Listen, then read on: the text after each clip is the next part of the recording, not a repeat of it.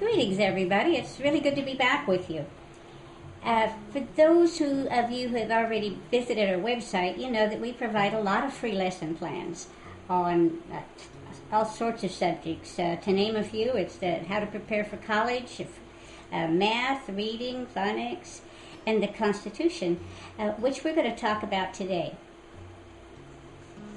You see, this document was once really easy to understand, but that's no longer the case. Why? Because word meanings have changed drastically over the years, and if we are to really understand this document, we must understand it as the way the Founding Fathers did. Let me kind of show you what I mean. The word welfare is used more than once in the Constitution, and today's definition for that word is this: receiving government aid because of poverty. So naturally, when we read the Constitution today, we think the Founding Fathers gave the government sweeping powers to do whatever they decide is in our best interest. Yet, Thomas Jefferson stated this: Congress has not unlimited powers to provide for the general welfare, but only those specifically enumerated. And what he was talking about is enumerated in the Constitution. Okay, that sounds like a contradiction to the very definition of welfare, does it not? Well, here's your answer. Webster's Dictionary, the 1828 edition, defined welfare this way: exemption from any unusual evil or calamity, the enjoyment of peace and prosperity, or the ordinary blessings of society and civil government, applied to states. Whoa. Let's read that last part. Applied to states?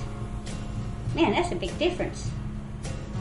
There are many words that are different from the time of our Founding Fathers to now.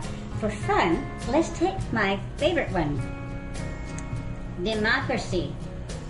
Defined in 1913, Webster's Dictionary is government by popular representation, a form of government in which the supreme power is retained by the people, but is indirectly exercised through a system of representation and delegated authority periodically renewed.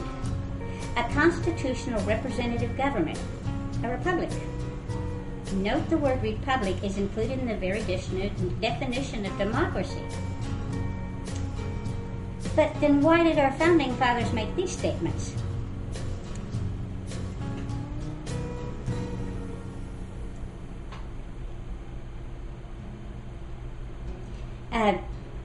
Remember, democracy never lasts long. It soon wastes, exhausts, and murders itself. John Adams said that. A democracy is nothing more than mob rule, where 51% of the people may take away the right of the other 49%. That was said by Thomas Jefferson.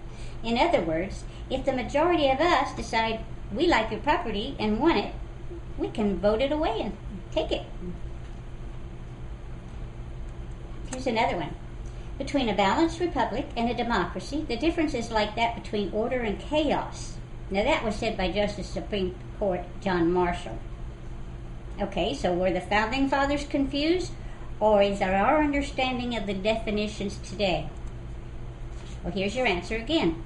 Democracy was defined in 1928 this way: government by the people, a form of government in which the supreme power is lodged in the hands of the people collectively, or in which the people exercise the power of legislation. Such was the government of Athens. No, you do not see the word republic in this definition anywhere, but interestingly enough, you do see the word Athens. And by the way, Athens did end in chaos. Now, when we hear Karl Marx make this statement, it begins to have a new meaning. He said democracy is the road to socialism. So you can see why it is so important that we understand, when we read the Constitution, we understand what those words meant to the Founding Fathers, rather than us today. And at our website, which I'll give you in a minute, you will find we have studied old documents and definitions, so that saving you considerable time. And we provide links to those documents so you can verify. Now I'm going to show you. Oh, and by the way, that have you ever noticed that we salute, when we salute the flag, we pledge allegiance to the Republic? Nowhere do we pledge allegiance to the Democratic Republic, or even nowhere do we pledge allegiance to the democracy for which it stands. Okay, so here's where we provide you a lot more free lesson plans and documentation. Our two websites, and you're cordially invited to come visit us at www.read-phonics.com and www.educatorsite.com, and we will be delighted to see you there.